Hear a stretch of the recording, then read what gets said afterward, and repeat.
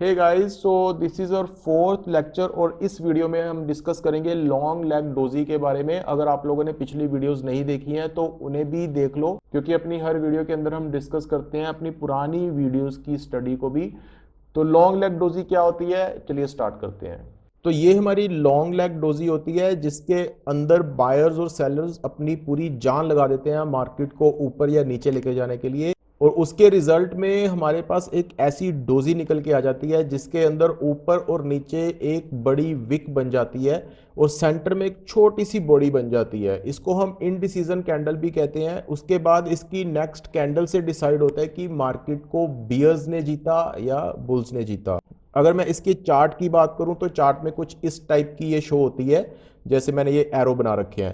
आपने इंटरनेट पे देखा होगा कि जब लॉन्ग लेग डोजी को कोई एक्सप्लेन करता है, ऊपर से चार्ट नीचे आ रहा है, वहां पे लॉन्ग लेग डोजी बना के फिर उसके बाद दोबारा ऊपर को, या नीचे से ऊपर को जा रहा है वहां पे बना के नीचे को चार्ट दिखा देते हैं। लेकिन ऐसी कंडीशन आपको कोई नहीं दिखाता जिसमें मार्केट कंसोलिडेशन फेज में भी होती है। वहां पर ऐसी बहुत सारी डोजी बनती हैं। यहां पर मैंने आपको दो दिखाई ना, एक ये है एक ये है। इसके बाद देखो मार्केट कंसोलिडेट ही हो रही है, उसके बाद कोई डिसीजन आया ही नहीं, इनडिसीजन ही है मार्केट को, क्योंकि जो बियर्स हैं और बुल्स हैं दोनों ही बराबर की टक्कर में है। ना कोई मार्केट को ऊपर लेके जा रहा है, ना मार्केट को कोई नीचे लेके जा पा रहा है। अब ये देखो ये भी है, इसके बाद मार्केट ने थोड़ा सा बेरिश सिग्नल दिया लेकिन उसके बाद दोबारा से बुल्स आ गए। उसके बाद देखो अलग अलग टाइप की, ये देखो यहाँ पे एक बन गई, फिर यहाँ पे एक बन गई। तो कहने का मतलब कि जरूरी नहीं है कि मार्केट डोजी के बाद आपको हर बार मूव दे ऊपर का या नीचे का। कई बार मार्केट कंसोलिडेशन फेज में भी चलती है, वहां पर आपकी ये चीजें काम नहीं आती, लेकिन ये चीजें ट्रेंडिंग मार्केट में काम आती हैं। अगर ऊपर से मार्केट नीचे आ रही है तो वहां पर आप इन चीजों को देख सकते हो। मैं आपको चार्ट में लेके चलता हूं जैसा कि हम अपनी हर वीडियो में डिस्कस करते हैं। तो मेरे पास यहाँ पे निफ्टी का चार्ट ओपन है, मैं आपको इसी में दिखा देता हूँ। हमारे चाहे 5 मिनट का टाइम फ्रेम हो चाहे 1 मिनट का टाइम फ्रेम हो, हर टाइम फ्रेम में आपको ये डोजी जो है ना बहुत बार दिख जाएगी। अगर आप सिंगल डे का चार्ट भी लगा लो ना, उसमें भी आपको दिख जाएगी। अगर मैं यहीं की बात करूँ, ये देखो यहाँ पे भी ये बन रही है, उसके बाद मार्केट ने अप मूव दे दिया। बहुत जगह बनती है ये देखो यहाँ पे भी एक बन गई, है ना। तो कई बार मार्केट में ऐसे फेस आते हैं जहां पे आपको ये चीज़ें देखने को मिल जाती हैं। हम थोड़ा सा पीछे चलते हैं। लाइव चार्ट आपको पता है ना हम कैसे देखते हैं, उसका तरीका तो आपको पता ही है। अगर फॉर एग्जांपल मैं यहाँ पे ले लेता हूँ, कोई भी चार्ट ले लेता हूँ मैं, इसी यहाँ से स्टार्ट कर लेते हैं चलो। अब देखो यहाँ के नेक्स्ट कैंडल जब भी बन जाएगी हमारी लॉन्ग लेग डोजी, वहां पे हम रुक जाएंगे। ये बनी है एक, ठीक है। तो आपको पता है ना, जब हमारा कोई भी कैंडलस्टिक पैटर्न बन रहा हो तो उसके नेक्स्ट कैंडल, याद है ना, जो हमने पिछली वीडियो के अंदर डिस्कस किया है। इसलिए मैं कहता हूं कि स्टार्टिंग से वीडियोस को देखो, आपको ज़्यादा अच्छे तरीके से समझ आ जाएगी। क्योंकि कोर्स करने का मतलब ये नहीं होता कि आपने कोई भी कैंडल को सर्च किया उसके बारे में पढ़ना स्टार्ट कर दिया। इसका मतलब होता है कि आप स्टेप बाय स्टेप आगे चलो। जब हमें छत पे जाना होता है ना, तो हम स्टेयर्स, पहली स्टेयर्स पे पहला पैर रखते हैं। अगर सीधा 5वीं पे रखोगे ना तो गिरने का खतरा भी रहता है। अब देखो यहां पर बनी है, इसकी नेक्स्ट कैंडल हम देखेंगे।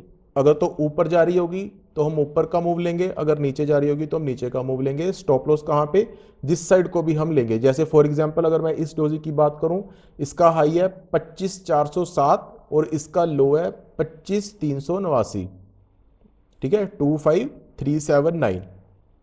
अगर मैं अब शॉर्ट पोजीशन लूंगा, अगर मैं शॉर्ट सेल करूंगा इसकी नेक्स्ट कैंडल पे, तो मुझे क्या रखना पड़ेगा, स्टॉप लॉस इसका हाई 25,407। और अगर मैं लॉन्ग करूंगा नेक्स्ट कैंडल को देख के, तो मैं क्या करूंगा, इसका जो लो है 25,379 वो मेरा स्टॉप लॉस होगा। तो देखते हैं इसकी नेक्स्ट कैंडल।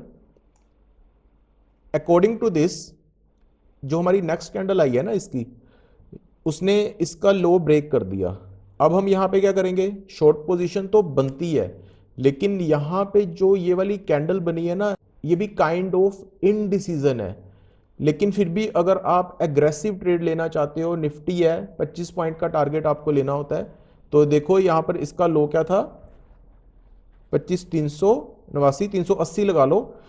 और 380 अगर हम यहाँ पे शॉर्ट पोजीशन लेते हैं तो हमें 25 पॉइंट्स का एक टारगेट लेना है। 380 से आप 25 पॉइंट का शॉर्ट में टारगेट लेते हैं। तो यहाँ पे आपको आराम से आपका टारगेट मिल गया, देख लो। अब 25,380 में से 25 कम कर दो, कितना, ठीक है, तो आपको मिल गया। अब यहाँ पे हम और भी देख लेते हैं। ये देखो, ये वाला याद है, ये हमने पिछले लेक्चर में डिस्कस किया था क्या होता है, इसके बाद क्या करना होता है ना। अब मूव अगर आएगा तो हम ऊपर की ट्रेड ले लेंगे। अब ये देखो यहाँ पे ऊपर जाना स्टार्ट तो इसने किया था लेकिन गया नहीं। अब एक और हैमर बना नीचे, लेकिन हैमर बनने के बाद देखो वही ना, नेक्स्ट कैंडल, अब इन्वर्टेड हैमर बन गया, फिर एक हैमर बन गया। अब यहाँ पे ऐसी चीज़ें बन रही हैं कि मार्केट के ऊपर जाने की प्रोबेबिलिटी हाई हो रही है। अब जैसे यहाँ पे किसी हैमर का जो हाई है वो निकलेगा, ये देखो यहाँ पे ग्रेवस्टोन बन गई, अब वो देखो, उसके बाद देखो मार्केट का मूव, तो मार्केट ने हमें अपने पॉइंट दे दिए। तो जरूरी नहीं है कि हम यहाँ पे लॉन्ग लेग को पढ़ रहे हैं तो मैं वही डिस्कस करूंगा जो हम अपने पास्ट में अपने पुराने लेक्चर्स के अंदर डिस्कस कर चुके हैं, हम वो चीज़ें भी यहाँ पर डिस्कस कर सकते हैं ताकि आपकी वो रिवीजन साथ साथ होती रहे और आपको डिसीजन लेने में ज़्यादा मुश्किल ना हो। क्योंकि अगर एक ही चीज़ को पकड़ के बैठ जाओगे ना, पिछली को भूल जाओगे, तो मार्केट में सर्वाइव करना और ज़्यादा मुश्किल हो जाएगा। तो इस तरीके से आप अपने लाइव चार्ट जो है वो देख सकते हो। ये देखो, अब इसको थोड़ा थोड़ा और आगे करेंगे हम। ये एक हैमर बना, जैसे इस हैमर का क्रॉस होगा तो हम क्या करेंगे, क्रॉस तो हुआ लेकिन रेड कैंडल बनी।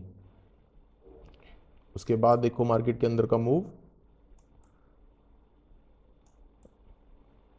ठीक है। अब यहाँ पे दोबारा से हैमर बन रहे हैं लेकिन बन रहे हैं ऊपर, मार्केट ऑलरेडी ऊपर जा चुकी है। अब मार्केट यहाँ पे क्या कर रही है, मार्केट डाउन ट्रेंड में है।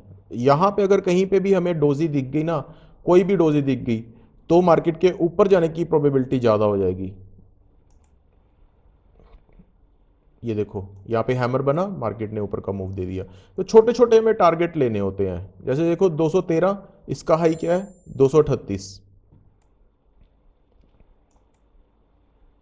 ये देखो यहाँ पे बनी दोबारा से, मैंने आगे कर दिया तो यहाँ पे दोबारा बनी है हमारी लॉन्ग लेग। उसके बाद देखो मार्केट के अंदर का मूव, ठीक है। तो जब आप बैक टेस्टिंग करते हो, जब आप चार्ट्स को देखते हो ना लगातार बैठ के, तब आपकी ये चीजें ऑटोमेटिकली क्लियर होनी स्टार्ट हो जाती। तो मैंने अपनी पिछली वीडियोस के अंदर इसलिए कहा था कि आप लोगों के चार्ट देखने का तरीका सही होना चाहिए। अगर मार्केट अब बंद भी हो गई है तो आप ऐसे चार्ट देखो, स्लो स्लो करके आगे को करो, चार्ट को मूव करो, आपको पता ही नहीं होगा कि अगली कैंडल कौन सी है। अब नहीं तो मैं ऐसे निकाल के दिखा देता हूँ। ये देखो जी, ये देखो यहाँ पे देखो हैमर बना, ये देखो उसके बाद मार्केट ऊपर चली गई, है ना। ये तरीका गलत हो जाएगा बताने का। ऐसे बताना मतलब कि अगले बंदे को जस्ट हम पागल बना रहे हैं। तो या तो लाइव चार्ट में सीखने का मजा आता है, या इस तरीके से कि आपको पता ही ना हो कि अगली कैंडल कौन सी है। अब आपने क्या करना है, जो हमने अभी तक पढ़ा, हैमर, इन्वर्टेड हैमर, ग्रेवस्टोन, ये सारी ड्रैगन फ्लाई और आज की लॉन्ग लेग, इन सबको चार्ट पे देखना स्टार्ट करो। अपना चार्ट ओपन करो, जो भी आप यूज करते हो, जहां पे भी आप चार्ट को ओपन करते हो, तो वहां पे आप 1 मिनट का, 5 मिनट का, कोई भी टाइम फ्रेम लगा के वहां पे ऐसे कैंडल्स को देखना स्टार्ट करो और देखो कि क्या आपको समझ आ रहा है। जितना चार्ट्स के साथ टाइम आप स्पेंड करोगे ना, आपको उतनी मार्केट की ज़्यादा समझ आएगी। तो मिलते हैं अगली वीडियो में। Thank you so much.